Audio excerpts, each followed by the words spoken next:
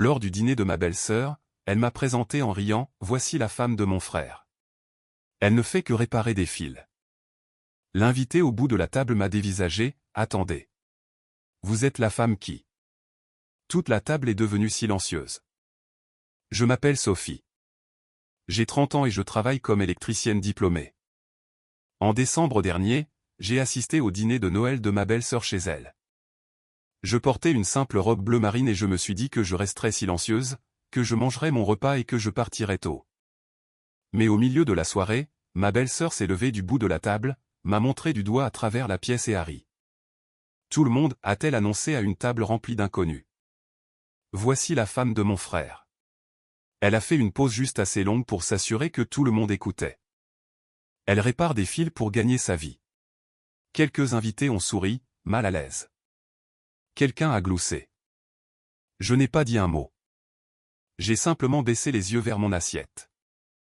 Mais alors, depuis le fond de la table, l'un des invités les plus importants de ma belle-sœur a lentement posé sa fourchette et m'a regardé.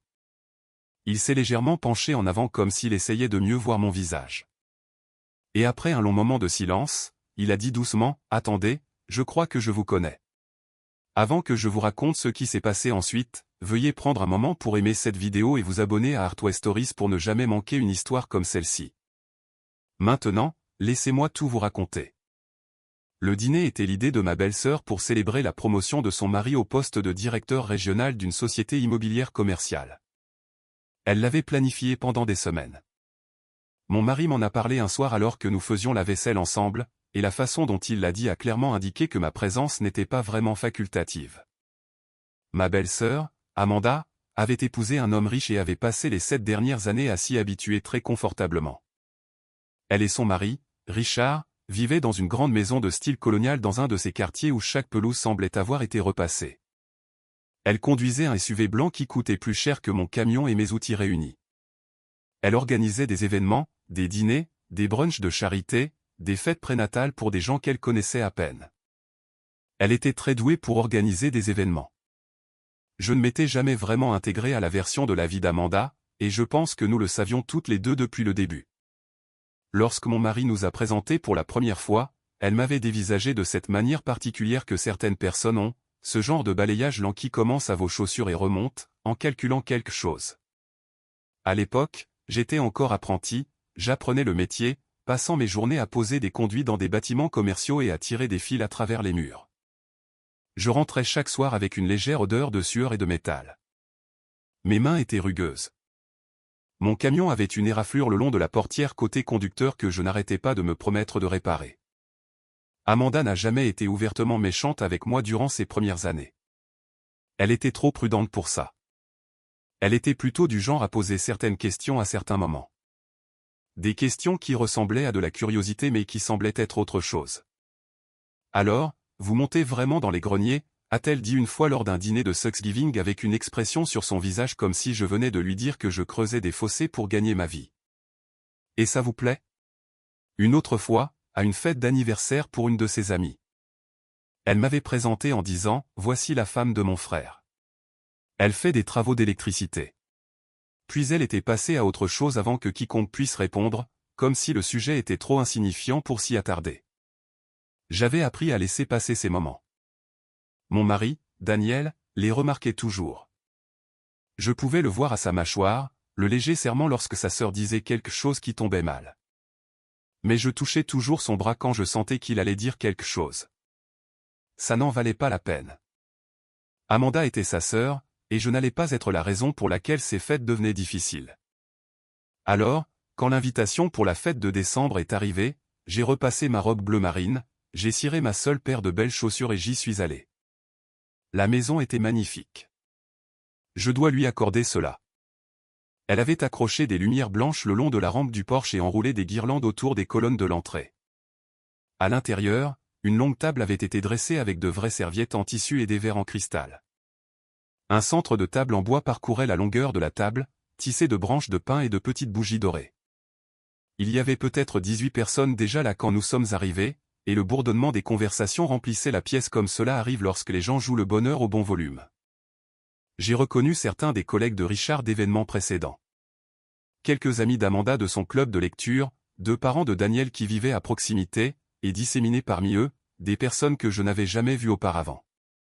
Des contacts professionnels, j'ai supposé. Le genre d'invité que l'on convie à un dîner comme celui-ci pour signaler quelque chose sur le genre de vie que l'on mène. Daniel gardait sa main légèrement posée sur mon dos pendant que nous traversions la pièce, disant bonjour. Il a été entraîné dans une conversation près de la cheminée avec un des collègues de Richard, et je me suis dirigé vers le fond de la table pour m'asseoir près d'un couple plus âgé que j'avais rencontré une fois auparavant lors d'un barbecue d'été. Ils étaient agréables. Nous avons parlé du temps, de la circulation sur l'autoroute et de la petite ville où ils avaient déménagé après leur retraite. Une conversation normale, facile, le genre de conversation pour laquelle j'étais doué. Le dîner a commencé vers 19h. Les assiettes ont été passées, le vin a été versé, et les tables se sont installées dans le bruit confortable d'un groupe de personnes qui essayaient toutes de paraître détendues. Richard s'est levé et a prononcé un bref discours sur la gratitude, les nouveaux départs et l'équipe qu'il avait soutenue, et tout le monde a levé son verre. Amanda souriait à côté de lui avec la satisfaction composée de quelqu'un qui avait arrangé chaque détail de ce moment et le savait. Puis le repas a continué. Les plats sont arrivés. Les conversations se sont superposées. Quelqu'un près du milieu de la table racontait une histoire sur un voyage au ski qui devenait de plus en plus élaboré à chaque phrase. J'ai mangé ma salade, j'ai écouté et j'ai contribué là où cela semblait naturel, et j'ai surtout laissé la soirée se dérouler autour de moi. C'est quelque part entre la salade et le plat principal qu'Amanda s'est de nouveau levée. Elle a tapoté légèrement son verre avec le bord de son couteau. Le son a traversé la table et les conversations se sont estompées comme elles le font quand quelqu'un signale qu'une annonce va être faite. Les gens ont levé les yeux. Les fourchettes ont été posées. Amanda a souri à la salle.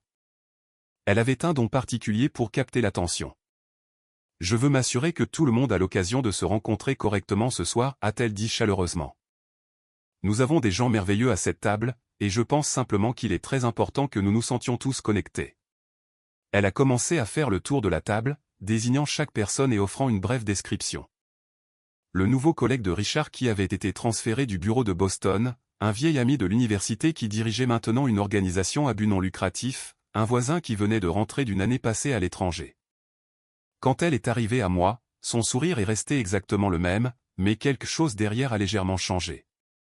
La façon dont la lumière change lorsqu'un nuage passe devant le soleil. Et ceci, a-t-elle dit, en me désignant du même ton agréable qu'elle avait utilisé pour tout le monde, c'est la femme de mon frère, Sophie. Elle a fait une pause, et dans cette pause, j'ai senti le serrement familier dans mon estomac. Elle répare des fils pour gagner sa vie, une électricienne. Elle a ri légèrement, juste un souffle de rire, mais c'était suffisant. Elle fait le genre de travail que la plupart d'entre nous ne voudraient jamais toucher. Quelques personnes ont souri de cette manière polie et incertaine. Cela signifie qu'elles ne savent pas si elles sont censées rire ou non. Quelqu'un près du centre de la table a émis un petit son d'amusement.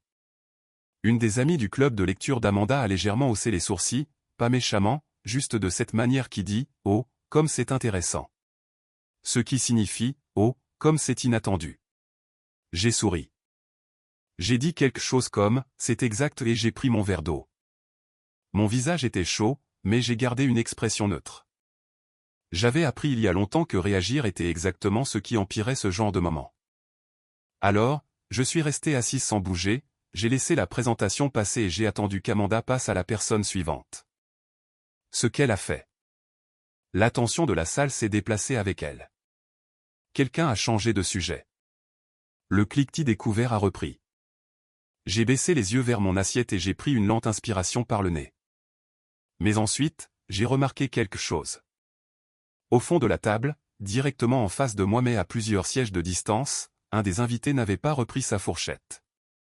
C'était un homme d'une soixantaine d'années avec des cheveux argentés et des lunettes à monture sombre, vêtu d'un blazer anthracite sur un col roulé foncé. Il avait été présenté plus tôt dans la soirée comme l'un des contacts professionnels de Richard. Bien que je n'ai pas saisi le contexte exact, il avait serré la main de toutes les personnes qu'il rencontrait avec une sorte de confiance tranquille qui vient de décennies passées dans des pièces comme celle-ci sans être impressionné par elle. Il me regardait maintenant, pas de la manière dont les gens regardent quand ils sont impolis, mais plutôt comme quelqu'un qui se souvient soudainement de quelque chose qu'il voulait noter mais qu'il a oublié. Ses yeux étaient fixes et concentrés, et son front s'était légèrement plissé, comme si quelque chose avait capté son attention et qu'il essayait tranquillement de comprendre ce que c'était. J'ai détourné le regard après un moment et j'ai repris ma fourchette. La conversation à mon bout de table a continué. Le couple de retraités demandait à quelqu'un des nouvelles de leurs petits-enfants. Une femme à proximité décrivait une rénovation qu'elle prévoyait pour sa cuisine. Des choses normales de dîner. Mais quand j'ai de nouveau jeté un coup d'œil vers le fond de la table quelques minutes plus tard, l'homme aux cheveux argentés regardait toujours dans ma direction. Il avait recommencé à manger, mais toutes les quelques secondes, son regard revenait vers moi avec cette même expression de concentration silencieuse. Richard l'a remarqué en premier.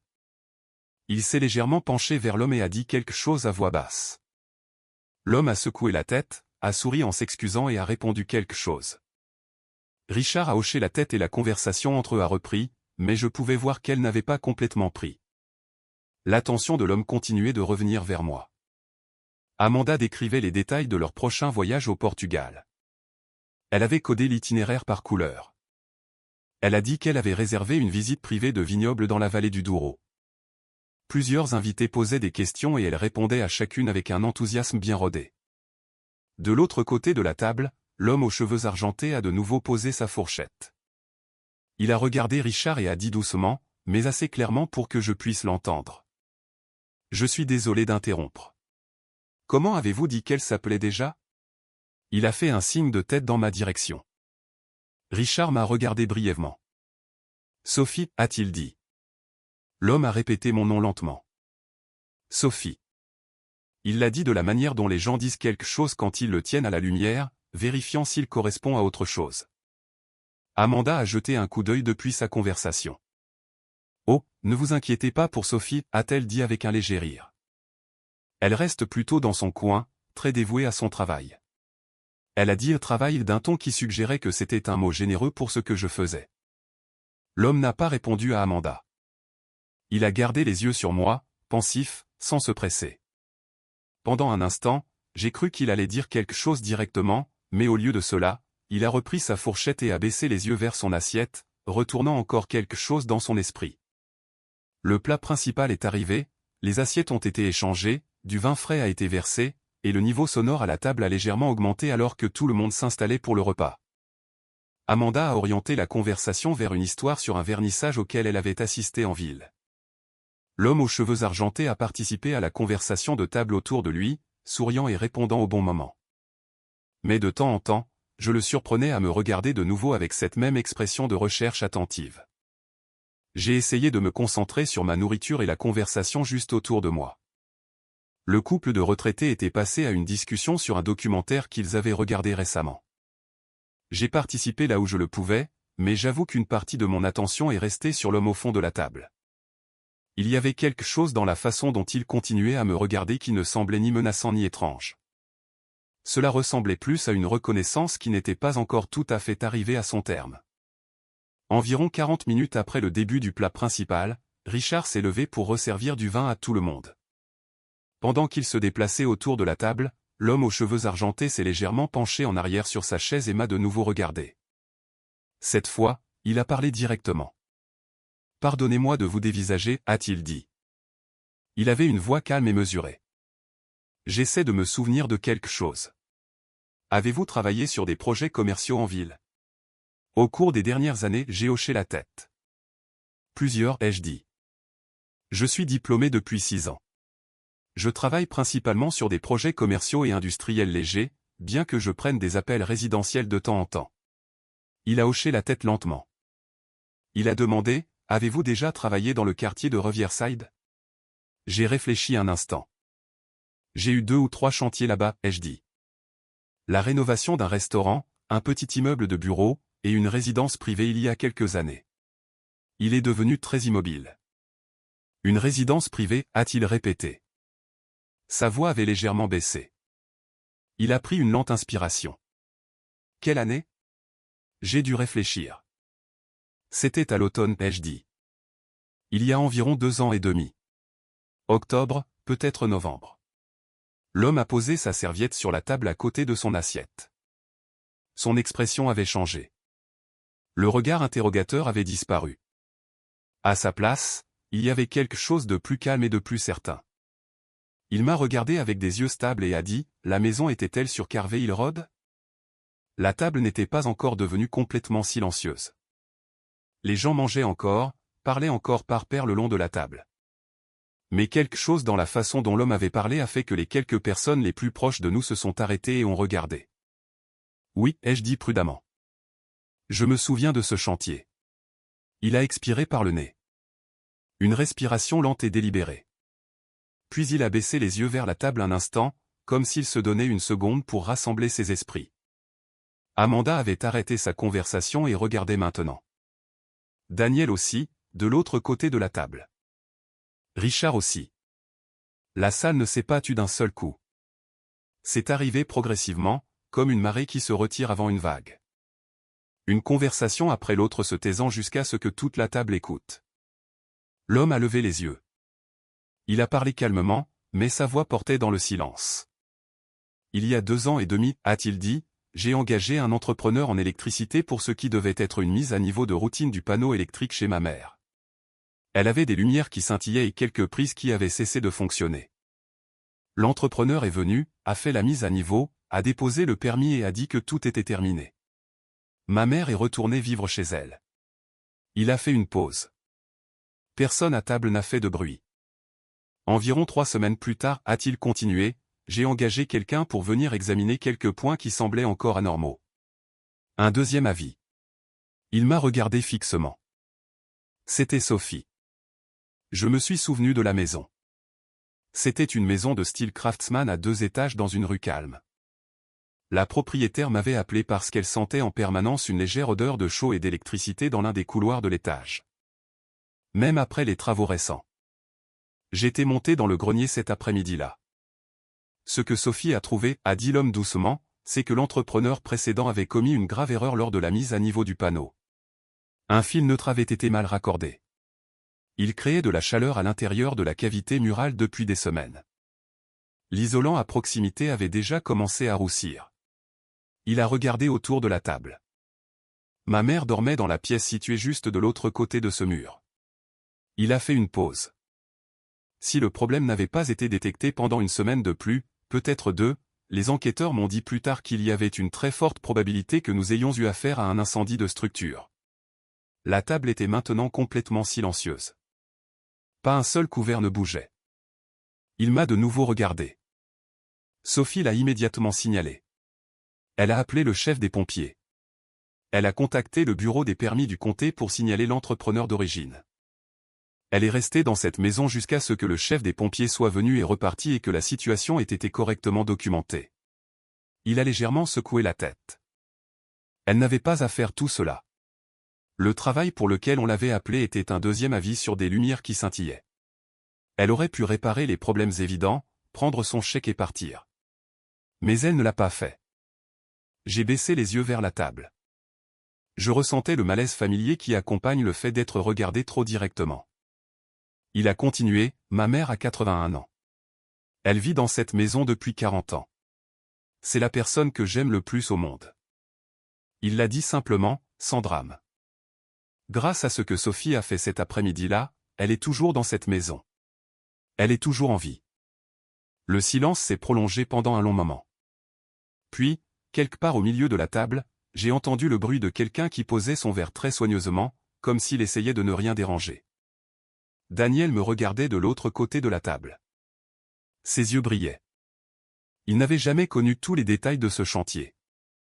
J'étais rentré ce soir-là et je lui avais dit que la journée avait été longue. C'était tout. Richard s'est doucement raclé la gorge. Il a regardé l'homme aux cheveux argentés avec une expression que je ne pouvais pas tout à fait déchiffrer. Il a dit, je n'en avais aucune idée. L'homme a hoché la tête. Il a regardé Amanda. Vous l'avez présenté comme quelqu'un qui répare des fils. Il l'a dit sans aucune animosité dans sa voix. Juste la netteté d'un fait.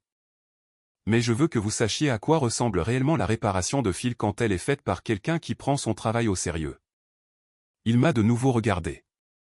Le visage d'Amanda avait complètement changé. Le masque d'hôtesse parfaite qu'elle avait porté toute la soirée avait disparu. Elle semblait plus petite, en quelque sorte, assise sur sa chaise au bout de la table. Sa bouche s'est légèrement ouverte puis s'est refermée. Elle a baissé les yeux vers son assiette. Personne n'a comblé le silence avec quelque chose de réconfortant. Personne n'a changé de sujet. La pièce a simplement accueilli ce qui avait été dit. Richard a parlé en premier. Il m'a regardé de l'autre côté de la table et a dit doucement. « Sophie, je ne savais pas. » Il l'a dit comme une excuse. J'ai légèrement secoué la tête. « Tu n'avais pas besoin de savoir, ai-je dit. » L'homme aux cheveux argentés a sorti une carte de visite de la poche intérieure de son blazer. Il l'a posée sur la nappe et l'a glissée doucement dans ma direction. « Je dirige un groupe de développement immobilier, a-t-il dit. Nous gérons environ 30 bâtiments commerciaux dans la région métropolitaine et nous nous étendons dans 2 comtés adjacents l'année prochaine. Nous cherchons un entrepreneur en électricité en qui nous pouvons avoir confiance pour des travaux à long terme. » Il a fait une pause. « Si jamais vous êtes ouverte à une conversation à ce sujet, j'aimerais beaucoup la voir. » J'ai regardé la carte un moment. Puis je l'ai prise et l'ai tenue soigneusement. « Merci, ai-je dit. J'aimerais beaucoup. » Quelqu'un près du fond de la table a commencé à applaudir. Pas le genre d'applaudissement bruyant et théâtraux, juste un son calme et sincère, les mains d'une personne, puis d'une autre, jusqu'à ce que la plupart de la table se joignent à eux. Cela n'a duré que quelques secondes, mais c'était sincère. Le dîner a repris après cela, bien que le ton de la pièce ait changé d'une manière qui n'est pas complètement revenue à ce qu'il était. Les conversations ont redémarré. Le vin a été resservi. Quelqu'un a posé une question à l'homme aux cheveux argentés sur ses projets de développement, et la discussion s'est étendue à partir de là. Mais les gens m'ont regardé différemment pour le reste de la soirée. Pas avec fanfare, juste différemment. Le couple de retraités près de moi m'a interrogé sur mon travail avec un intérêt sincère. Un des collègues de Richard s'est penché de l'autre côté de la table et m'a demandé combien de temps il fallait généralement pour obtenir une licence. Une femme qui faisait partie du groupe du club de lecture d'Amanda est venue s'asseoir sur la chaise vide à côté de moi pendant le dessert et m'a dit que son père avait été électricien pendant 30 ans et qu'elle avait toujours pensé que c'était l'un des métiers les plus sous-estimés qui soit. J'ai répondu aux questions de chaque personne aussi simplement et honnêtement que possible. Amanda n'a pas dit grand-chose pour le reste de la soirée. Elle a maintenu le déroulement du dîner avec son efficacité habituelle, remplissant les verres, offrant le dessert, gérant le flux des choses, mais l'éclat de sa performance avait disparu. À un moment donné, alors que je parlais à la femme qui était venue s'asseoir à côté de moi, j'ai levé les yeux et j'ai trouvé Amanda qui me regardait de l'autre côté de la table. Nos regards se sont croisés un instant. Elle a détourné les yeux la première. Avant de partir, je suis allé la trouver dans la cuisine. Elle se tenait au comptoir, le dos tourné à la porte, en train de rincer un plat de service. Je n'ai pas fait beaucoup de bruit en entrant et pendant un moment, elle ne m'a pas entendu. J'ai dit son nom doucement. Elle s'est retournée. Son expression était prudente. La façon dont les gens regardent quand ils savent qu'un moment approche et qu'ils ne savent pas comment le gérer. Je ne te dis pas ça pour empirer les choses, ai-je dit. Je voulais juste dire que je sais que ce soir était une grande soirée pour toi et Richard, et je suis sincèrement heureuse pour lui, pour vous deux. Elle est restée silencieuse une seconde, puis elle a dit. Je ne savais pas pour la maison. Je sais, ai-je dit. Elle a retourné le plat dans ses mains. Je crois que j'ai été, elle s'est arrêtée, a recommencé. Je ne pense pas avoir été très juste avec toi. Sa voix était précautionneuse et un peu raide. La façon dont les gens sonnent quand ils ne sont pas habitués à cela, mais elle l'a dit. J'ai hoché la tête. Je l'ai apprécié. Je lui ai dit que cela demandait du courage. Elle a posé le plat sur l'égouttoir et m'a regardé.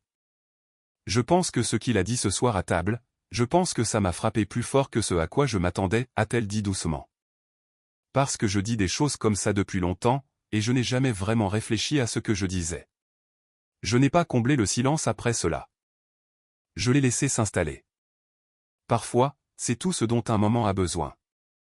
Nous sommes retournés ensemble dans la salle à manger. La soirée s'est terminée progressivement, comme le font les bons dîners. Les manteaux récupérés, les adieux prolongés un peu plus longtemps que nécessaire. Cette chaleur particulière des gens qui ont l'impression d'avoir été quelque part de réel ensemble et qui ne sont pas tout à fait prêts à le quitter. Dans la voiture sur le chemin du retour, Daniel conduisait d'une main sur le volant et a tendu l'autre pour tenir la mienne. Il n'a rien dit pendant un moment. Nous avons regardé les lumières de l'autoroute défiler. Finalement, il a dit, Pourquoi ne m'as-tu jamais parlé de cette maison? J'ai appuyé ma tête contre le siège. Je ne sais pas, ai-je dit. C'était un après-midi effrayant et quand ce fut terminé, je voulais juste rentrer à la maison. Il a serré ma main un peu plus fort. Tu sais que tu es extraordinaire, n'est-ce pas? J'ai regardé par la fenêtre les lumières. Je faisais juste mon travail, ai-je dit. Il a secoué la tête. Je sais que tu crois ça, mais ce n'était pas que ça. J'ai beaucoup pensé à cette soirée depuis qu'elle a eu lieu. Pas à cause de la carte ou de la conversation d'affaires qui a finalement suivi, ni même du regard sur le visage d'Amanda à table. J'y pense à cause de ce qu'elle a tranquillement confirmé sur quelque chose que j'avais toujours cru mais rarement dit à voix haute. Le travail est important, non pas pour ce qu'il rapporte ou pour ce à quoi il ressemble aux yeux des autres.